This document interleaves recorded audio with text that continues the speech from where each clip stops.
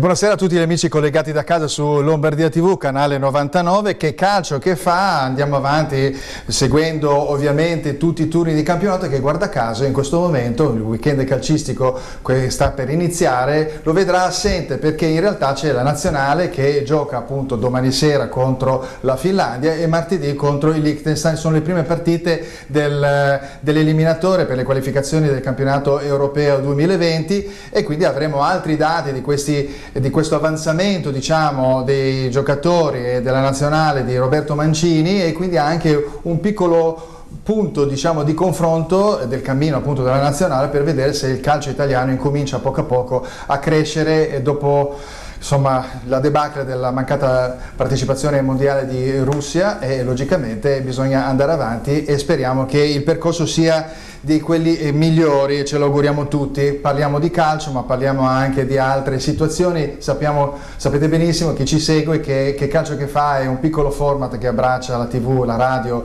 e il web, la TV con Lombardia TV, la radio con Silvio Music Radio e il web con due siti, che è calciochefa.com e che calciochefa.it.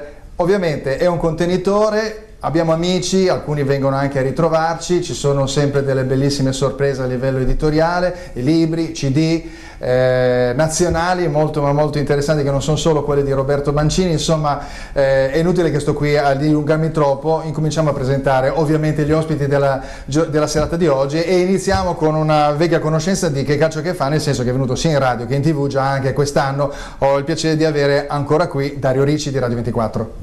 Ben ritrovati, grazie Fulvio dell'invito. Ecco, è un po' strana questa bottiglia perché sembra quasi che sia un convivio e dopo iniziamo a tagliare il salamino, però dopo spiegheremo per quale motivo. Perché no il salamino? La prossima volta mi ha dato un'idea. E non è male, dopo andiamo a mangiare, quindi vabbè, insomma. A fianco, sempre collegato appunto alla presenza di Dario Ricci, ho il piacere di avere un tecnico di box ma anche maestro di vita, perché ho letto il suo libro e questo è anche il motivo per il quale appunto Dario Ricci e Mario Bambini sono qui. Ciao Mario. Grazie, buonasera a tutti e grazie dell'invito. Ecco, adesso invece ci spostiamo completamente a qualcosa di un po' più calcistico, anche se poi la provenienza non è solo calcistica, ma bensì quella dell'amministrazione della nostra Italia, ovvero sia il sindaco che è il primo cittadino di una qualsiasi città, e qui ho il piacere di avere un sindaco, il primo sindaco, indubbiamente, di Che Calcio che fa, il capitano della nazionale italiana sindaci, Gabriele Riva. Un piacere e buonasera a tutti. Buonasera sindaco, molto molto bene, anche perché poi dopo il personaggio è molto completo, a tutto tondo, insomma ci sono tantissime cose che andremo a sviscerare. Allora, partiamo dallo sport, quindi partiamo dal calcio, cioè non partiamo dal calcio, partiamo dalla box, che è appunto il centro di questa prima parte, diciamo, di discussione. Infatti vediamo un attimo il primo contributo. Eccolo qua, quindi Mario Bambini e Dario Ricci a bordo ring, ed è il libro che hanno scritto. Dario Ricci ha collaborato alla stesura di questa storia molto bella di Mario Bambini, che è appunto un tecnico, posso dire federale? Sì, federale, visto che poi mi hai anche raccontato che sono situazioni che finché uno non è legittimato dalla vera carica della federazione è fuori dai giochi, edito da Infinito Edizioni. Allora, io direi di partire con Dario Ricci, perché Dario Ricci è quello che ormai tiene le fila da questo punto di vista, a parte il fatto che spazia su tutti gli sport, bisogna arginarlo. Allora iniziamo. Cos'è A Bordo Ring? A Bordo Ring, innanzitutto grazie dell'invito, cercherò di rimanere nei confini che Calcio che fa e te, che sei sempre così gentile nei nostri confronti, mi danno, ma devo dire che A Bordo Ring voleva essere, no Mario, un libro sulla box. In realtà è diventato anche qualcos'altro, e questo è un buon segno, perché vuol dire che i libri, quando cominciano a camminare già mentre li scrivi con le loro gambe, vuol dire che il lievito è buono. È diventato un libro sulla box che racconta, forse per la prima volta, dai, cerchiamo anche di essere un po' pretenziosi, esattamente, racconta per la prima volta non la storia di un campionissimo, ma la storia di un tecnico federale di box che è uno di tante migliaia di tecnici che ogni giorno accolgono nelle loro palestre i ragazzi e le ragazze sono sempre di più, che scelgono di confrontarsi con se stessi ancor prima che con un avversario, salendo su quel magico ring, su quel magico quadrato. Abbiamo voluto raccontare questo, ma di fatto abbiamo anche poi raccontato quel rapporto che c'è tra maestro e allievo, che va in parallelo col rapporto che c'è tra il padre e il figlio, no? Perché cos'altro è un maestro di sport se non il padre sportivo dei suoi allievi. Quindi si procede su questo questo doppio binario, raccontando vicende sul ring e appunto soprattutto a bordo ring. L'occasione è anche preziosa per ringraziare sia la palestra Sport Prevenzione e Salute, anche perché la premessa di tutto quanto è il fatto che io sono allievo di Mario, da qua è nata tutto qua. È incredibile a vedermi, anzi me ne scuso con lo spirito della box, ma io sono un boxer. Sai che Mario ti contraddicerebbe subito, perché in realtà non è il fisico ma è la mente che ci sta dietro, che muove tutto, sì. No? Anche nella predisposizione del combattimento, al combattimento, giusto? Esattamente. Sì, no, ti ringrazio per il complimento alla mente, ma il fisico purtroppo è quello che è. No, però insomma, diciamo che con la benevolenza di Mario, se mi mettessi a boxare sarei veramente... Grazie alla benevolenza di Mario posso dire di essere anche un boxer modesto, amatore, ma sicuramente divertito da questa disciplina straordinaria, e quindi ci siamo trovati a bordo ring per raccontare queste storie. Quindi ringraziamo la palestra che ci ospita, la Sport Prevenzione e Salute di Milano, e poi ringraziamo anche la cantina di Ripateatina, la cittadina del papà di Rocky Marciano, il campionissimo, che oltre a dare i Natali appunto a Quirino Marchigiano, produce oggi anche questo buonissimo Montepulciano d'Abruzzo proprio nel nome intitolato a Rocky Marciano. Beh, insomma, diciamo tutto rientra in questa bellissima infarinatura a livello di box, e quindi non fa altro che riverberare ovviamente passione, che è quella della box, passione anche per il vino indubbiamente, quindi per la giusta passione enologica che esiste da questo punto di vista, e il riverberare anche ovviamente il ricordo di un grandissimo campione. Dal tuo punto di vista questo libro è stato un po' una sorpresa, oppure era da un po' che, cioè, ti è stato proposto, oppure era da un po' che ci giravi un po' attorno come idea di dire sono arrivato a un momento della mia vita e quindi vorrei a questo punto scrivere qualcosa, fermare questa mia bella storia? Sì, esattamente così, è un'elaborazione che ho avuto nel corso degli anni, quindi ovviamente c'è dietro comunque tanta esperienza, e pensando di quanta ne devo fare ancora, quindi non si finisce mai di imparare come deve essere, e quindi una cosa elaborata che poi appunto è nata con Dario. Io avevo questo pensiero di voler così condividerlo con chiunque volesse ascoltare certe cose, e quindi non è stata una sorpresa, poi proprio come diceva Dario, per l'evoluzione del libro, però era una cosa voluta da tempo, programmata, quindi ha avuto il suo corso ideale. Poi è nato, sono venute fuori delle cose che nessuno dei due, forse più io, non mi aspettavo, ma che piacevolmente sono stato un po' investito da certe cose, ma con grande piacere di poterle racchiudere tutti dentro un libro, insomma. Sì, anche perché poi appunto, avendolo letto, sembra più un piccolo manuale di psicologia, di approccio dei rapporti tra padre e figlio, che il tuo padre, diciamo, che in qualche modo si riverbera in te, ma è, diciamo, un po' il motivo conduttore di tutto, anche il fatto di essere, come diceva prima Dario, padre e figlio, quindi l'istruttore è un po' tutto questo, no? Quindi sì, riuscire, diciamo, a inquadrare il giovane, o insomma chi si avvicina alla box, inquadrarlo nel senso positivo, ovviamente, certo. E fargli superare determinate paure. Io credo che sia anche una cosa, diciamo, maestro di vita, ma essere un padre, ma meno con la responsabilità, e meno la responsabilità del padre, perché dopo alla fine, cioè, sei un tecnico, però certe cose insomma rimangono chiaramente nel personale di una persona, anche se tu puoi contribuire in qualche modo a tirar fuori delle caratteristiche importanti di una persona. Sì, sicuramente. Allora io trovo che la parte fondamentale sia il profilo umano, quindi io dico sempre che prima dell'atleta c'è l'uomo, quindi in riferimento a questo si ha la conoscenza con chiunque entra dentro una palestra, poi sta a noi educatori e non solo di tecnici di pugilato, ma educatori anche di vita per quello che possiamo fare, quello che può essere nelle nostre corde, di migliorare e migliorarci ovviamente, e quindi di far crescere le persone in modo da affrontare, perché comunque il pugilato, sostengo sempre che lo stile di vita che ha un pugile lo ritrova anche nella vita odierna, quindi si ritrova sempre ad avere a che fare con dei grandi valori che sono i principali, sono la lealtà e il rispetto.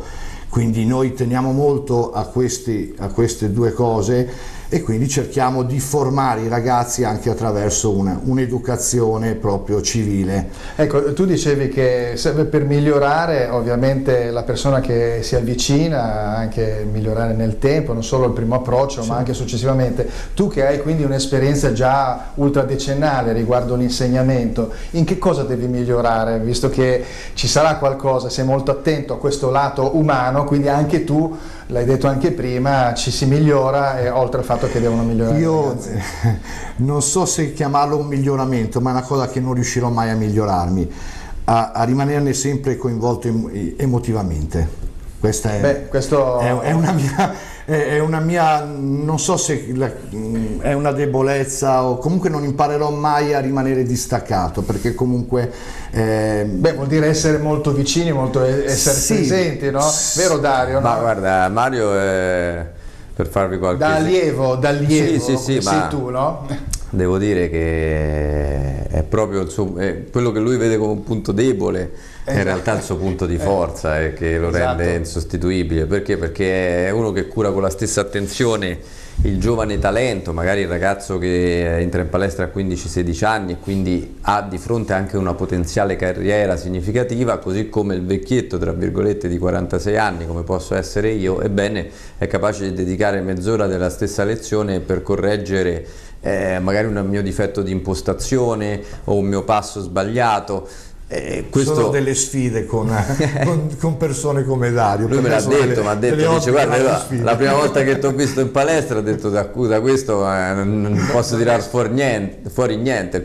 E invece? No, il complimento più bello me l'ha fatto magari anche a tua insaputa, però qualche tempo fa, quando mi ha detto, dice guarda, adesso sembri un ex pugile. Cioè, nel senso che quantomeno hai raggiunto quella credibilità per cui chi ti vede in una certa situazione può pensare che tu hai fatto in passato hai fatto del pugilato, che per me è stato un grande risultato. Ma Mario è uno che magari lo raccontiamo, no, nel libro, c'è un episodio in cui lui nota un qualcosa di particolare nel match d'esordio di un suo allievo rispetto al suo avversario, che ha delle movenze differenti, e il giorno dopo una notte che ha passato su Facebook rivedendo il video dell'incontro, telefona al responsabile dell'altra squadra e dell'altra palestra e gli dice: ma guarda che il tuo allievo, io ho visto che aveva già combattuto dei match di un altro sport di combattimento, cosa che non è permessa. Dice: allora che facciamo? Non è permessa, cioè è permesso se viene dichiarato. Deve essere comunque, noi dobbiamo dichiarare se uno arriva da altri sport da combattimento. C'è l'atteggiamento, diciamo, del ragazzo che perde questo match e che quindi tu lo conforti dicendo: guarda che lui non era di quel livello lì, c'è stata una scorrettezza, quindi in qualche modo è stata una buona sconfitta. C'è stata tutta la notte, perché poi riviene lì, ti fa rivedere il video, dice: ma guarda, io ho notato quel piede che era posizionato in un modo tale, un movimento che non era consono per i dettami, insomma, della box. Va bene, torneremo a parlare a brevissimo, insomma, della box. Ci spostiamo adesso per ciò che riguarda invece il calcio dei sindaci, quindi Gabriele Riva, che è il sindaco di Arzago d'Adda da 12 anni, giusto? Da 12 anni, dal 2007. Ecco, allora mi sembra piccola scheda, cantautore, ama Bob Dylan e cantautori, questa è una cosa che mi riempie di gioia ovviamente, quindi è sindaco, capitano, cantautore e al tempo stesso oggi, in questo periodo, ha già in qualche modo editato un CD, si intitola Nuvole e Aquiloni, Gabriele Riva, e quindi ci spieghi un po' questa vicinanza alla musica, come è avvenuta nel tempo, qual è la tua carriera, diciamo, musicale. Ma diciamo che nonostante sia un veterano anche come sindaco, posso dirlo, perché dopo 12 anni insomma di, tu hai quanti di anni? Amministrazione, io ne ho 39, ho cominciato presto, la passione che anima lo sport è anche quella di base che anima l'impegno politico. Io ho iniziato a fare il consigliere comunale nel mio piccolo paese, nella mia comunità a 18 anni e a 27 ho avuto questo immenso onore, e lo considero ancora tale, di poter essere di attività nell'amministrazione pubblica, di poter essere sindaco dei miei 3.000 concittadini. E mi sono sempre dedicato però anche all'arte, alla musica, alla scrittura. Ho avuto il piacere di pubblicare un romanzetto nel 2014, ma la grande passione è sempre stata quella appunto della musica e della scrittura di testi e di musiche cantautorali mie, chiaramente prendendo a spunto, ma solo prendendo a spunto, i grandi della nostra tradizione italiana, e quindi i grandi cantautori De André, De Gregori, Dalla, e soprattutto questo mio mito che continua a essere tale, che è Bob Dylan a livello internazionale. Ed è una passione bella perché, come tutte le passioni, aiuta anche a scaricare le tensioni che si hanno. Quindi suonando, lo dico sempre, esatto, facendo il sindaco di una piccola comunità le preoccupazioni sono molto concrete. La forma di evasione principale che ti sa dare la musica e l'arte è una delle cose belle che ti consentono appunto di scaricare. Ecco, questo è il mio primo CD. Io ringrazio chiaramente chi ha voluto produrmelo, Musica per il Cervello, un'etichetta appunto piccola ma molto interessante della bergamasca, e mi fa molto piacere questa cosa perché mi ha consentito insomma di rendere pubblica questa mia passione. Allora tu mi parli di Bob Dylan, mi parli di cantautorato, allora un piccolo pensiero alla musica italiana d'oggi, perché secondo me stiamo attraversando un momento di oscurantismo musicale a fronte poi dei nomi che hai detto, lasciando perdere Bob Dylan. Ovviamente qua non ci sono, senza peli sulla lingua, no, ma senza filtri. Io rischio sempre in questi casi, abbiamo anche una certa età, quindi mi fa piacere senza sentire. filtri, perché io rischio sempre in questi casi di passare per vecchio dentro. In effetti anch'io faccio molta fatica, pur capendo che ogni generazione deve giustamente trovare i propri maestri, i propri punti di riferimento, e sicuramente ce ne sono anche in questo momento, non riescono a essere i miei. Ecco, la posso benissimo. dire così? Beh, diciamo che è stato molto elegante in questo e un po' un politico, per come è uscito da questo punto di vista. Se l'ha girata bene, però adesso altra sfaccettatura della tua attività è questa situazione ovviamente di piacere, di passione, ma anche di solidarietà, certo, perché stiamo parlando della nazionale italiana sindaci. Quando nasce, quante partite fate all'anno, e se dovete incontrare per esempio una squadra di giornalisti capitanata da Dario Ricci? Beh, questo intanto è uno spunto. Io sono uno stopper d'altri tempi. È uno spunto interessante che terremo in considerazione, perché noi appunto, questa nazionale sindaci nasce circa 15 anni fa, io è da 8 anni che milito. Chi è che l'ha fondata? C'eri tu? L'hanno fondata, no, io non c'ero come socio fondatore, appunto perché nasce 15 anni fa, una serie di sindaci anche di comuni importanti, il comune di Piacenza, il comune di Macerata, il comune di Torino, alcuni sindaci importanti all'interno dell'ANCI, dell'Associazione Comuni Italiani, che dà il via a questa bella nazionale che unisce appunto la passione di tanti primi cittadini comunque per il calcio a degli aspetti importanti di solidarietà, visto che appunto noi poi giochiamo una decina di partite durante l'anno, tutte partite organizzate. Beh, non sono poche. Per fini di solidarietà, no, non sono poche. Come attività per una nazionale, esatto, di solito riusciamo appunto a organizzare più o meno una partita al mese, e hanno sempre una base di solidarietà, quindi scegliamo alcune occasioni significative e solitamente incontriamo altre rappresentative. Per esempio mi preme sottolineare una bellissima iniziativa che si terrà a maggio con la nazionale sindaci. Appunto incontreremo la nazionale cantanti a Belluno, vista purtroppo la tragedia che è avvenuta, l'alluvione che ha colpito quei territori. Con noi gioca il sindaco di Longarone, che è anche presidente della provincia di Belluno, e andremo da lui per questo impegno di solidarietà con la nazionale sindaci a favore delle popolazioni colpite da questa alluvione. C'è un gruppo storico, nel senso che tipo la nazionale dei cantanti, adesso vabbè, sono passati ahimè gli anni, alcuni non giocano più, però c'è poi il giovane cantante che si unisce, c'è il giovane sindaco che si unisce di volta in volta. Il sindaco, scusate, ma fa un tempo con i cantanti e un tempo con i sindaci, però è la battuta che mi è stata fatta, adesso inizio a essere borderline sulle nazionali. No, c'è uno zoccolo duro, appunto, c'è un certo gruppo. Quanti siete? siamo circa un 20-25 diciamo di base, tenendo conto che come sempre nello sport poi una rosa ristretta, no, anche perché insomma il fisico non tiene più come una volta per tanti di noi, e quindi avere un po' di cambi fa bene in una partita. Quante partite fate allenamenti, giusto? No, nessun allenamento, è lì il problema. Il mister faccio domande ci dice veloci, appunto di velocizzare. Nessun allenamento, fate una partita più o meno al mese. Una volta all'anno a Coverciano per le nuove, per i nuovi innesti, quindi ogni sindaco neoeletto può venire una volta all'anno a Coverciano a farsi vedere. Chi è il sindaco? Qual è il sindaco che viene da località più distante di solito? Cioè, guarda, noi abbiamo, posso pensare uno di Trapani, per esempio. Noi abbiamo 2 sindaci sardi e 2 sindaci siciliani. Ogni volta loro vengono. Che quindi vengono con il relativo spostamento, chiaramente tutto a carico loro, anche questo è importante dirlo, perché i primi cittadini insomma non fanno parte della casta, ci tengo a sottolinearlo, quindi a spese loro mi fa molto piacere, anche perché poi questo è proprio tutta l'Italia che noi ci piace, che insomma è basata ovviamente sul lavoro delle piccole comunità che invece hanno voglia di crescere. Speriamo che sia un insegnamento anche per le città più grandi. Si passano la palla pure, ne so, 5 Stelle, quei leghisti cioè, è bellissimo, la trasversalità del calcio supera quella della politica. No, pensavo magari che ne so, i leghisti passano sulle leghisti, sulle 5, cioè no, invece no, siete giusto, assolutamente giusto, trasversali. Va bene, ritorniamo adesso sui nostri piccoli contributi. Allora mettiamo il contributo della nazionale, abbiamo messo l'immagine, la numero 2, giusto, della nazionale, eccola qua. La nazionale italiana sindaci con il loro bel simbolo, che ricorda appunto quello della nazionale ANC, dell'ANCI.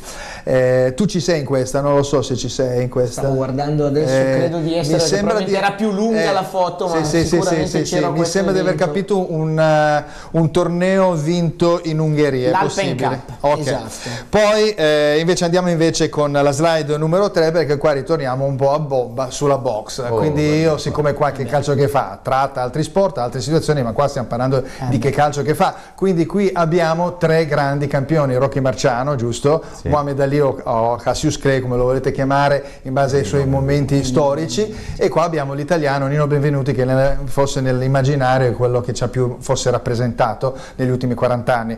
Io voglio sapere da voi, inizio da Mario, perché è il più tecnico da questo punto di vista, un accostamento praticamente con un grande campione del calcio. Quindi chi può essere Rocky Marciano con un calciatore di una certa importanza, e Mohamed Ali nella storia ovviamente della box e quindi del calcio, e stessa cosa Nino Benvenuti per ciò che riguarda l'Italia. Ovviamente lo chiederò anche a Dario Ricci, che per fortuna risponde prima lui, così tu è tempo per allora, dunque un accostamento che potrei fare, allora io Rocky Marciano, quindi nel passato, nell'immaginario un po' più antico, Rocky Marciano, ecco. Allora lo dico da interista, per fisicità, per prestanza mi ricorderebbe, lo accosterei molto a un Romeo Benetti. Sì, quindi stai parlando da un punto di vista fisico, non quindi come carisma di difficile, persona. no, come carisma bisogna andare nel calcio, bisogna andare veramente genio e sregolatezza, si potrebbe andare a un Maradona. Un Maradona. Se proprio devo dare una cosa. Invece Mohamed Ali? Mohamed Ali lo accosterei a un Pelé? A un Pelé, sì, forse sarebbe un accostamento ideale. Invece l'italiano, quindi in questo caso Nino Benvenuti, io lo talento, ma anche costruzione, come grande prestigio in un momento bellissimo. Ma direi un Roberto Baggio. Roberto Baggio, che secondo me è un gran fantasista, un grande campione, quindi se vediamo invece le scelte, sono molto curioso. Dario Ricci, che ha avuto il tempo per poter non era pensare. facile come domanda, però adesso ti aspettiamo al grande ammirazione per Mario, che è stato il primo. Ma io guarda, Rocky Marciano mi è venuto in mente Agostino Di Bartolomei, un po' per la potenza del calcio, che sicuramente richiama un po' quella Suzy Q, che era la bomba di Marciano, che era veramente impareggiabile per potenza, e un po' anche perché poi Marciano rappresentava anche dei valori, no? Perché era un po' l'italianità una sorta di austerità, almeno nella facciata, pur con i suoi vizi e le sue virtù, però era un personaggio che addirittura neppure la mafia riuscì a tirare dalla sua parte, no? La mafia che concordava i match,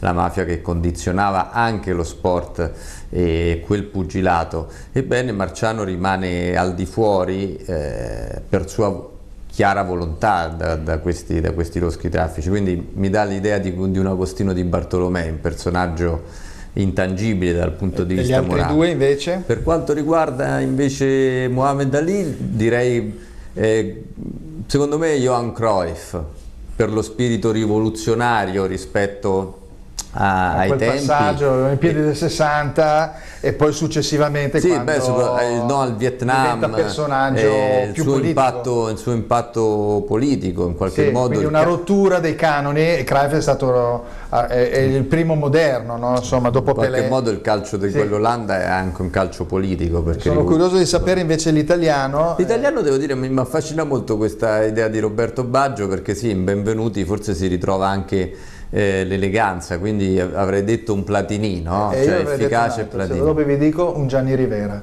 Gianni Rivera un po' il periodo storico, non ci starebbe male, non sarebbe male, perché era elegante, no? Almeno da quello che mi ricordo ero ragazzo, quindi va bene. Tu hai una scelta in questo, vuoi entrare nel merito? No, ma ho ascoltato con piacere. Va bene.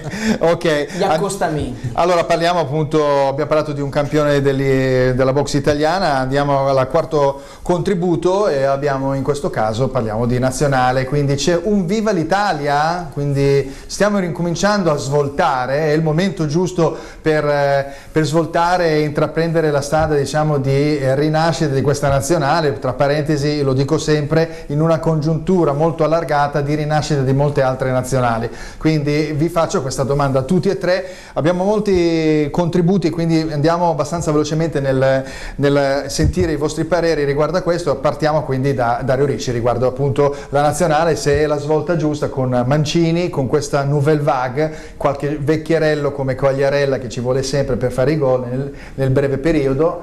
Come la pensi? Sì, io penso che sia la strada giusta. Mancini è stato molto intelligente nel costruire la nazionale secondo un percorso, adattando le condizioni date alle sue esigenze. Faccio un esempio: ha cominciato a chiamare dei giocatori che neppure giocavano nei loro club. Perché? Perché gli venivano negati i cosiddetti stage. Allora ha detto: va bene, non faccio gli stage, ma chiamo Zaniolo e lo faccio e me lo vedo e me lo studio. E poi quando noi gli chiedevamo: ma come tra i 23 metti Zaniolo? Dice: vabbè, ma io chiamo chi mi pare, anche Grifo, no? Chiamo Grifo, esattamente. E quindi così ha bypassato il problema degli stage, che era diventata una cosa insormontabile, una questione di Stato.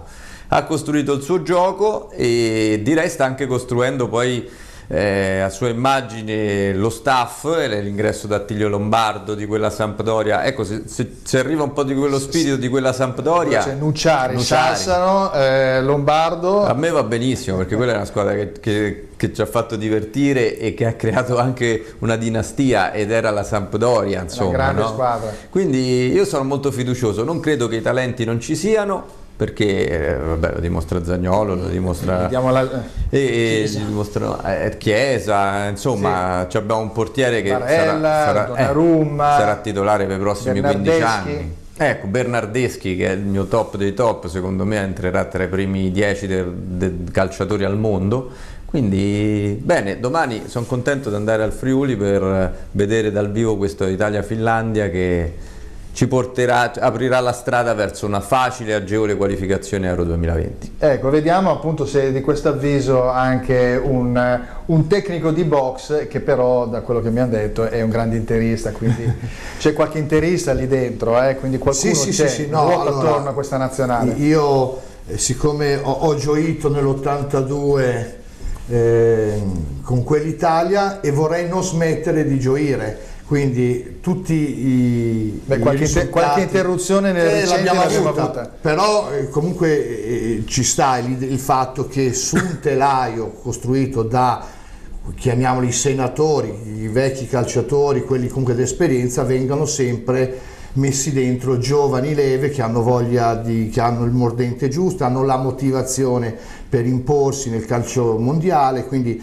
secondo me Mancini è uno di quelli che sa lavorare bene con i ragazzi. Ok, sentiamo invece Gabriele e faccio anche una domanda un po' più specifica riguardo appunto il trio d'attacco, che è appunto Bernardeschi, Chiesa, Immobile, insomma a seconda delle varie situazioni, quindi non un attacco che in qualche modo è imperniato su un unico centravanti lì in area, e quindi se questa è diciamo una visione forse tutto sommato in chiave moderna, o è fare necessità virtù per quello che sia, di quello che sia, insomma. No, mi sembra di sì, rispetto a questa seconda domanda, che sia assolutamente molto moderno giocare con 3 giocatori comunque veloci, che sanno anche abbinare fantasia, qualità e quindi capacità partendo da dietro di invertire le posizioni, di dare pochi riferimenti agli avversari. Questo secondo me è molto importante. Poi credo, e sono d'accordo con il primo intervento, che sia stato molto bravo Mancini a fare di necessità virtù. Insomma, lo shock della mancata qualificazione gli ha consentito però anche di avere le mani libere per una rifondazione. In Italia è sempre complicato dire a qualche senatore rimani a casa perché porto qualche giovane in più. In quel caso invece le mani potevano essere più libere, anche per lo shock che nel paese ha creato la mancata qualificazione. Sì, quindi in bocca al lupo a questi giovani. Bene, in bocca al lupo a questa visione e ovviamente all'Italia. Noi ci fermiamo per una piccola breve pausa, 1 minuto, e siamo di nuovo qua.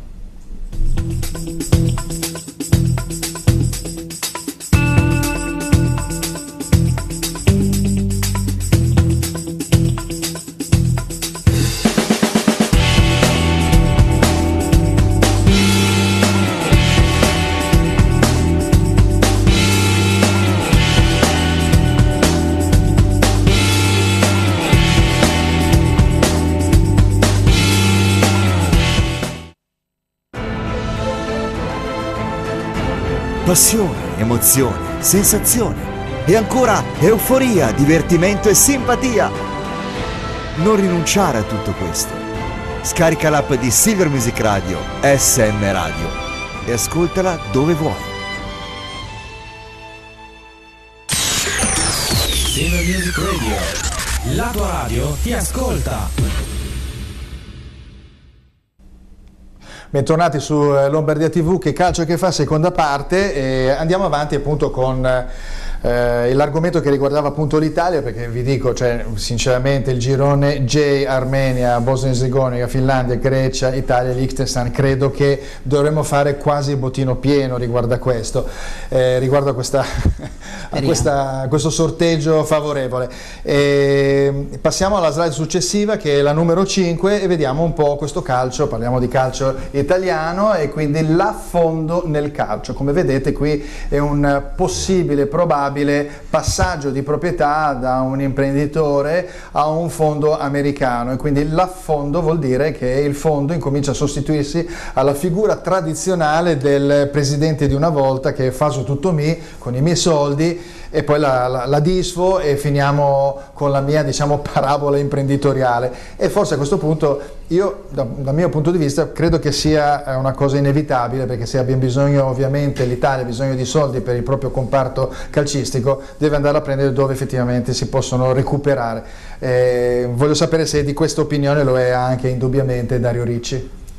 Direi di sì, nel senso che è meglio uno che gestisca un fondo piuttosto che uno che dica fa su tutto me ma con i soldi degli altri, cioè, no, dico, la classica testa di legno di cui abbiamo avuto anche recenti esempi visibilissimi. Ci sarebbe anche il caso fa su tutto me con i soldi neanche di un altro, ma che non esistono proprio del tutto. Ecco, apposta dico, siccome poi, come si dice, al peggio non c'è fine, prima di arrivare al fondo e prima di toccarlo la strada è lunga. Direi che, come dimostra invece magari il Milan gestito dal fondo Elliott per il momento, si possono fare delle buone cose. Sei d'accordo anche... allora? Questa è una strada inevitabile o bisogna trovare altre strade? Se vediamo nel calcio inglese, questa è una soluzione che è abbastanza diffusa, no? Poi è chiaro che bisogna anche intenderci su quelli che sono obiettivi, strategie. Molte squadre poi vivono in un limbo, no?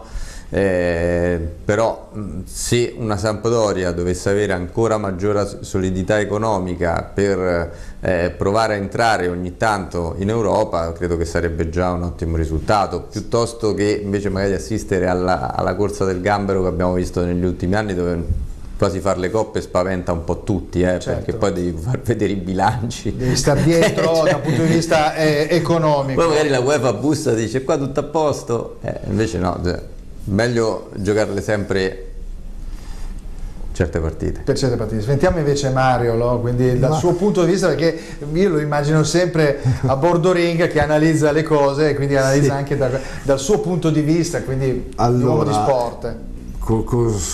Tengo in considerazione che è un'industria quella del calcio.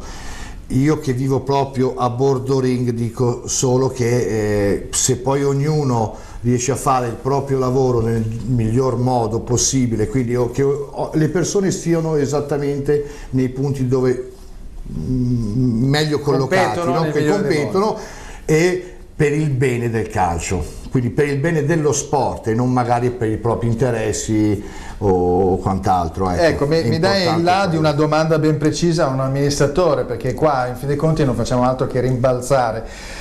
No? Sapere ribalzare nei confronti di un amministratore, quindi di un sindaco, se arrivato a un certo punto tutti vogliamo il bene del calcio secondo una logica ovviamente di spettacolo, di proventi e soprattutto di correttezza dei campionati.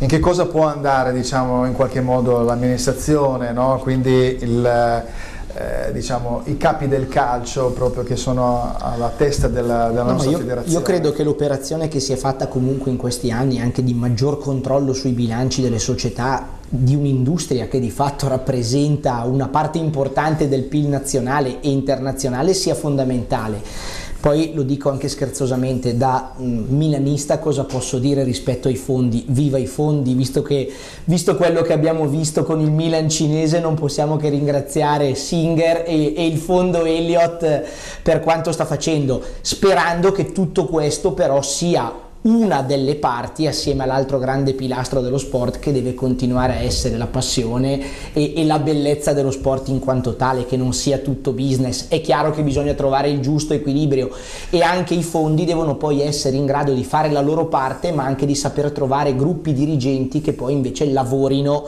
fino in fondo per il bene delle squadre, dello sport e dello spettacolo in generale che il calcio sa ancora regalare. Ecco, la prossima slide riguarda l'altra squadra di Milano, l'Inter.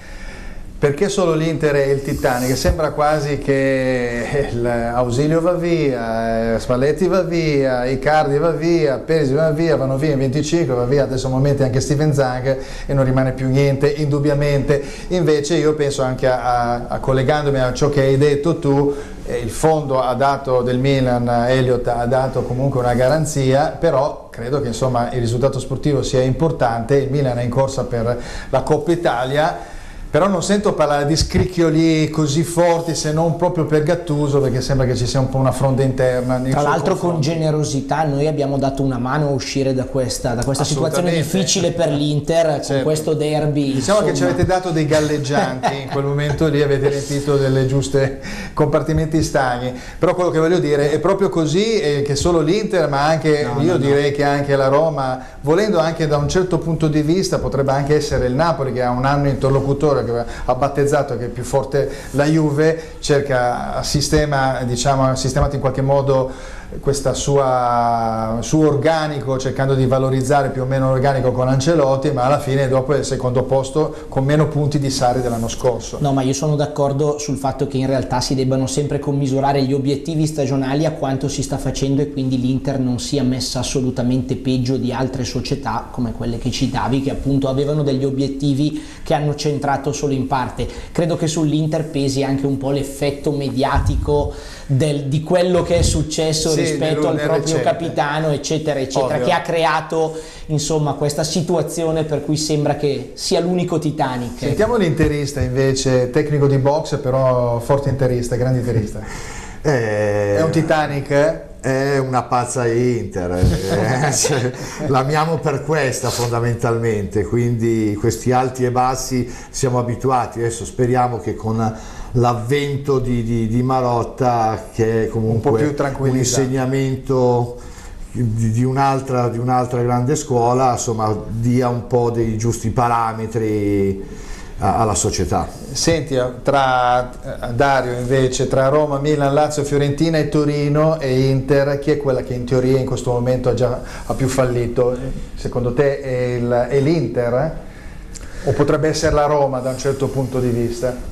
Beh, vista la stagione, le attese, quello che era settembre e quello che ci aspettava, forse l'Inter, no? Ma è chiaro che non è stata una stagione normale, perché c'è stato questo cambio di pelle e inevitabilmente Marotta deve avere il tempo per plasmare la società che sembra estremamente solida, no? Perché Suning è proprio un marchio, un nome assolutamente affidabile, e quindi quella è la testata su cui l'Inter deve costruire il proprio futuro, pensando anche al proprio presente. È fondamentale la sfida con la Lazio, ancora una volta la Lazio, stavolta il 31 marzo a San Siro, per garantirsi di fatto l'accesso alla Champions, e poi si vedrà. Sulla Roma secondo me grande responsabilità ce l'ha la presidenza americana, che scompagina ogni anno per una questione di mercato. Sì, e quindi non dà l'idea di un progetto di ampio respiro. Forse l'unica responsabilità che ha avuto Di Francesco, e che poi l'ha pagata, è stata quella di accettare, no? Un mercato al ribasso, anche se poi è chiaro, eri appena arrivato in semifinale di Champions League, non ti viene da andartene via. Per il resto, e chiudo, devo dire che invece reputo straordinaria la stagione che ha fatto il Napoli di Carlo Ancelotti. Ricordiamoci che a settembre sotto il Vesuvio c'era una valle di lacrime per l'addio del profeta Sarri, qualcuno ipotizzava che era arrivato questo Ancelotti a fine carriera, bollito, mezzo finito. Insomma, è arrivato un super allenatore che ha fatto risparmiare al Napoli 70-80 milioni di euro, perché oggi il Napoli ha 5, 6, 7 giocatori in più che aveva in rosa ma che non venivano utilizzati. Zelinski per esempio, uno di questi. In una squadra che è seconda in campionato, che avrà meno punti del Napoli di Sarri, ma quanti ce n'ha questa Juve in più rispetto a quella dell'anno scorso? Questo è anche vero, certo. Perché è una Juve che ha marciato a ritmi insostenibili, è nei quarti di finale dell'Europa League, e credo che il problema ce l'abbia l'Arsenal, non il Napoli. Sì, potrebbe arrivare in fondo effettivamente, perché è una bella competizione. Ormai adesso sarebbe un peccato, anche per l'Inter è stato un peccato uscire, d'altronde non c'erano gli uomini, quando metti primavera in panchina c'è poco da fare. Vediamo l'ultima slide, perché stiamo parlando di squadre che dovrebbero in qualche modo rigenerarsi, e quindi è già tempo di calciomercato. Quindi qua abbiamo 4 profili che probabilmente dovrebbero, almeno io penso che almeno un paio dovrebbero cambiare casacca: Dzeko, Zaniolo, Chiesa e Insigne. Allora, chi di questi, secondo voi, potrebbe non cambiare casacca a questo punto di questi 4 qua? Se possono cambiare tutti e 4 oppure no? Ecco, sentiamo Dario. Ma io penso che Insigne e Zaniolo dovrebbero rimanere al loro posto per motivi diversi, un po' perché Insigne è uno degli emblemi del Napoli, è un giocatore anche particolare, è un giocatore già maturo. Non è un giocatore un po' difficile per il collocamento, perché Ancelotti ha fatto chiarezza, l'ha posizionato nei 4, e quindi insomma a quel punto lì lo ha evitato, diciamo, l'equivoco tattico che poteva invece essere con una disposizione in campo. Ma lui non l'ha messo delle 4, scusi, l'ha messo lì davanti. Sì, come seconda punta. Ha evitato quindi l'equivoco tattico. Sì, quello che è riuscito e non è riuscito è dipeso dall'alternarsi dei momenti di forma e no, e poi è un giocatore che fa sempre un po' più fatica nei grandi match ad essere protagonista, anche se a volte lo è stato.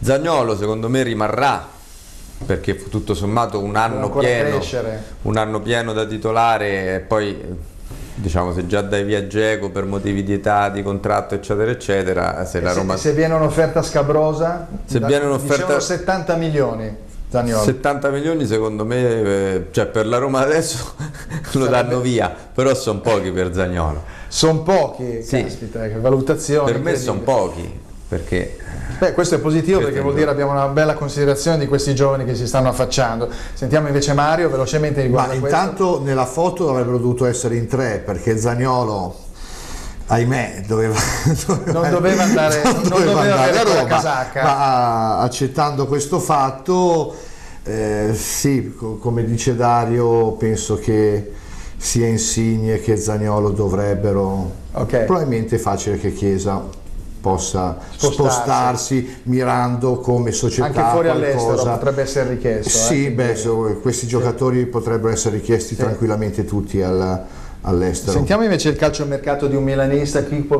prevedere di quei 4, chi porteresti? Scegliene uno per chi potrebbe fare al caso del Milan l'anno prossimo. Io sceglierei Chiesa. Com'è?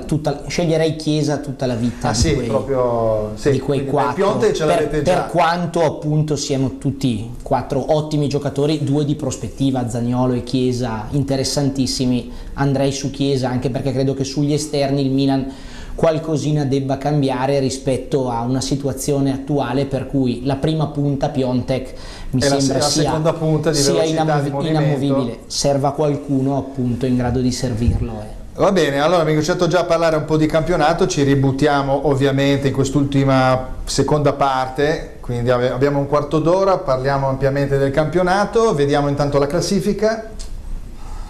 Eccola qua, la classifica, finalmente la Juventus si è bloccata, si è riaperta. Se no non c'entrava nella scheda, cioè stava Ha parcheggiato più su, no? un attimo.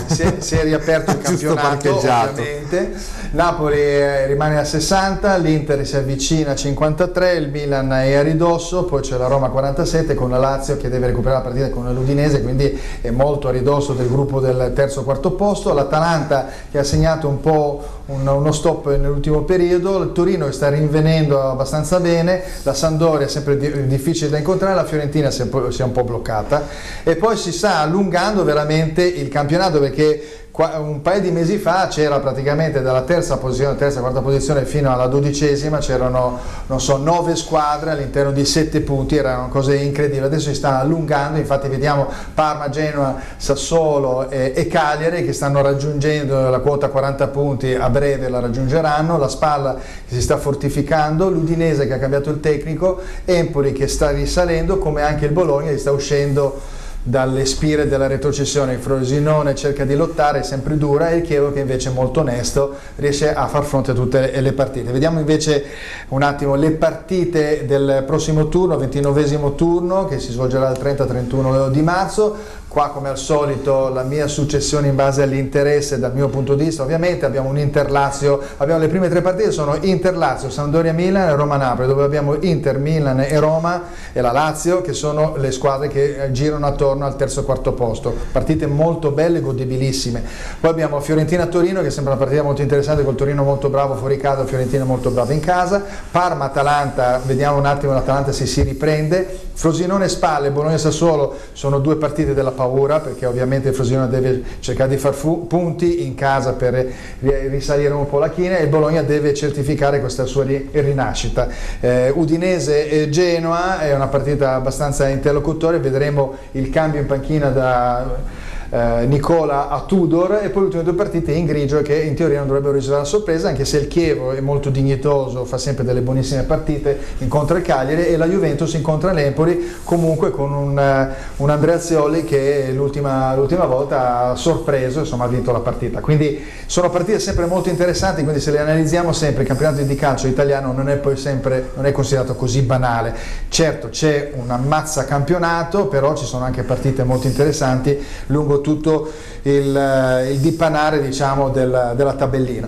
Sentiamo invece Dario Ricci, qual è la partita che tu, una domanda che faccio sempre, andresti a vedere al di là delle appartenenze di tifo che uno può avere? Andrò a vedere Inter-Lazio. Però di fatto andrai a vederla? Sì, okay. sì, ma di fatto finisce il campionato domenica, questa è una cosa piuttosto interessante perché un'eventuale vittoria dell'Inter a 8 punti la Lazio è unita anche, mettiamo, un eventuale successo del Milan a Marassi con la Sampdoria, le prime 4 posizioni sono assolutamente assegnate. Quindi, e se la Roma batte il Napoli? Di fatto ha assegnato pure lo scudetto, ma quello già lo è inevitabilmente. No, la Roma però si avvicina, cioè rimane ancora agganciata a questa quinta posizione. Ma rimane agganciata relativamente, insomma, secondo me al di là della classifica. Io penso che questa domenica alle 22:30 potrebbe essere finito il campionato. Beh, molto interessante questo punto di vista, vedremo così, e quindi per gli amici di Milano, per l'Inter e il Milan è una bella notizia indubbiamente, un po' meno per le romane. Sentiamo invece quale partita deve essere Inter-Lazio ovviamente. Lasciando perdere invece ovviamente la tua passione interista. Ma faccio fatica, ma andrei perché mi è simpatico il Sassuolo, andrei a vedere il Sassuolo, ecco, che comunque sono è un derby, quindi fondamentalmente risulterà sicuramente una partita molto divertente dal punto di vista invece oltre che personale, ma proprio date le considerazioni. L'Inter che ha vinto il derby, quindi è sull'ali dell'entusiasmo, insomma potrebbe convincere nuovamente di poter far parte di quei posti d'alta classifica.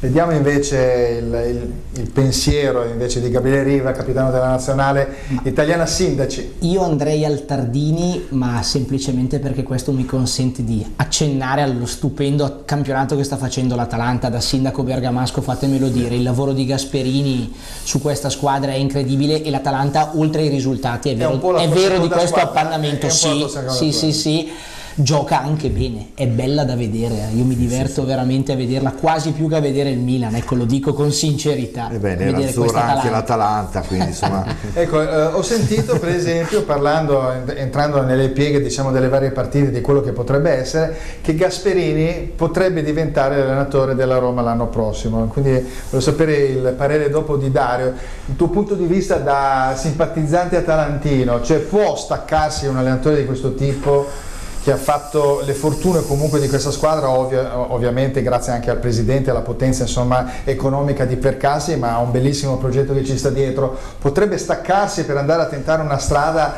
con giovani nuovi che vengono magari giocatori comprati nuovi alla Roma e quindi ripartire da zero, perché lui ha bisogno dei giovani se lo meriterebbe, sarebbe sicuramente un grosso vuoto per Bergamo, molto dipenderà anche da come finirà questa stagione, secondo me. Non dimentichiamoci che l'Atalanta è ancora in corsa per la Coppa Italia. Quindi a quel punto lì diciamo tenterebbe, se il quarto posto gli garantisce l'accesso alla Champions, che non si sa mai. Quindi se ci fosse una sorpresa di quel tipo potrebbe anche essere una degna chiusura di un percorso, quello di Gasperini. E invece questa domanda la rivolgo a Dario, anche pensando alla piazza romana.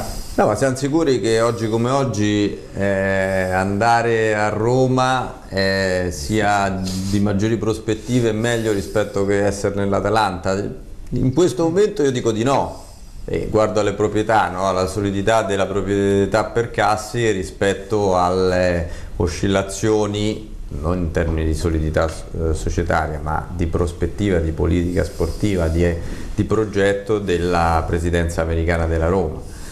Se Percassi vorrà, l'Atalanta potrebbe diventare anche la quinta sorella, no? Perché quella è una posizione vacante, perché il Torino... ma sta incominciando però tra cominciare e esserlo, ricordiamoci, è vero che l'Atalanta gioca benissimo, ma ricordiamoci l'inizio di stagione, ricordiamoci il pareggio col Chievo, ricordiamoci i passaggi a vuoto che inevitabilmente... Ricordiamoci comunque un grandissimo attacco, credo sia il primo attacco del campionato italiano, il secondo, per andarla a vedere un attimo. Sì, però comunque una difesa abbastanza... È chiaro che se vuoi diventare la quinta per giocarti quel quarto posto devi fare qualcosa in più, no? Non so, quello è un posto vacante perché è molto scomodo, la Roma l'ha riempito in queste ultime stagioni, ma che ne sappiamo di che mercato farà la Roma del prossimo anno?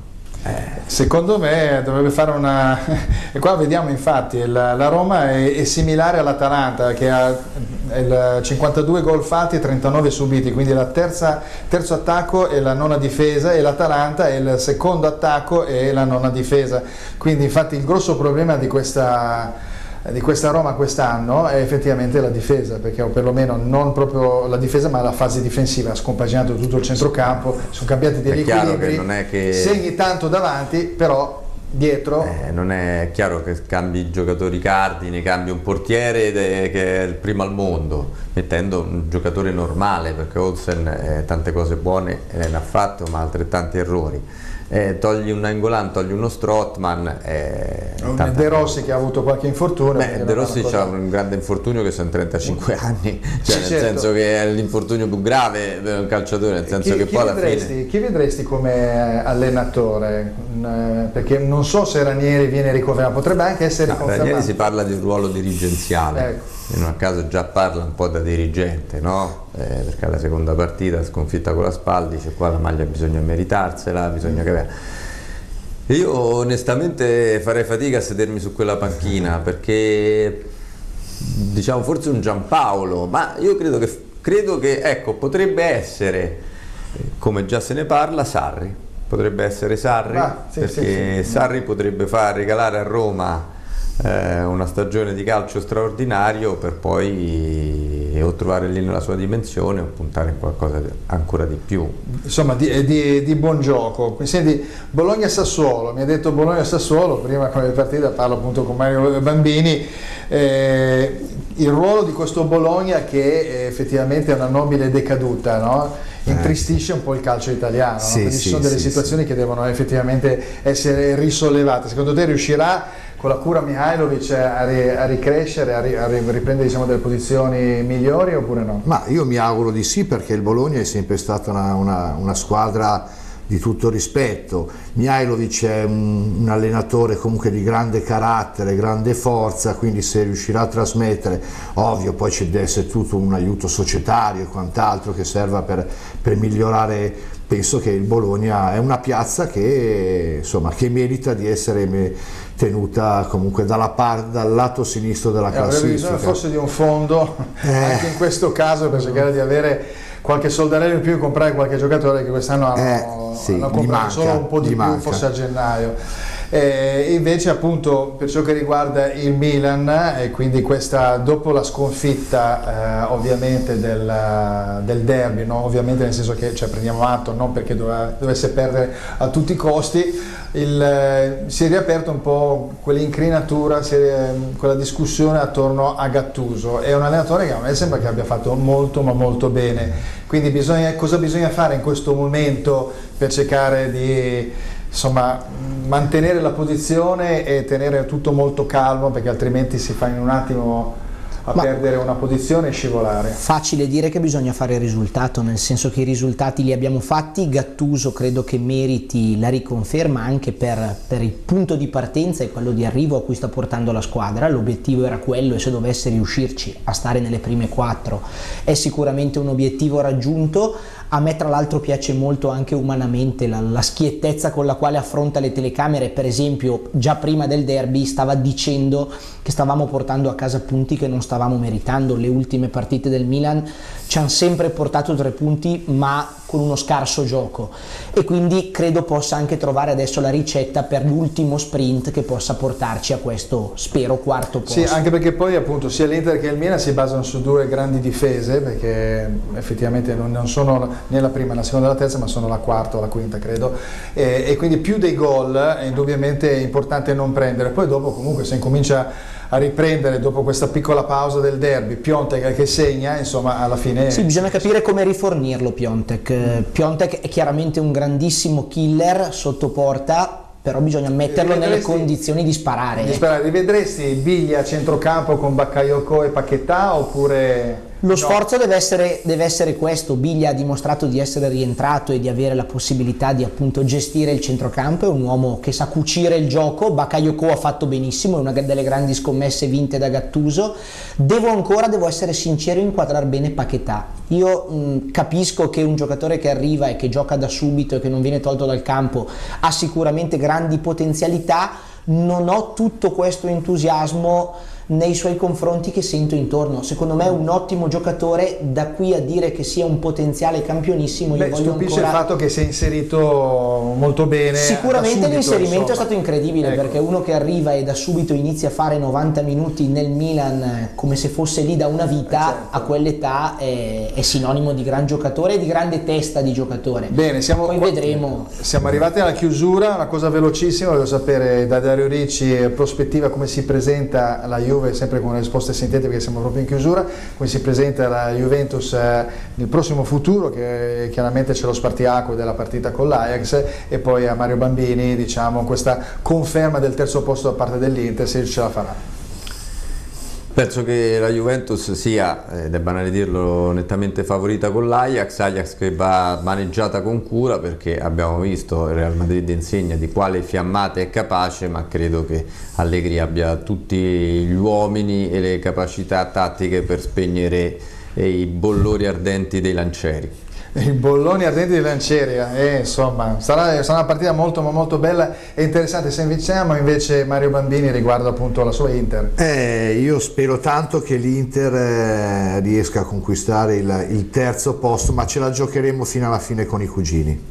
Quindi o terzi o quarti va bene. Ricordiamo quello che ha detto Dario Ricci, che il 31 alle ore 22:30 sapremo effettivamente se è avvenuto questo scollamento della terza e della quarta dal gruppone dei cagnacci che stanno inseguendo le prime posizioni. Va bene, siamo arrivati alla fine della nostra puntata, abbiamo da ricordare alcune cose, quindi ricordiamo innanzitutto la nostra solito riferimento di beneficenza. Questa volta siamo con la fondazione Operation Smile del sindrome del labio palato schisi, che può significare difficoltà a crescere e a parlare correttamente, quindi se qualcuno vuole appoggiare questa onlus.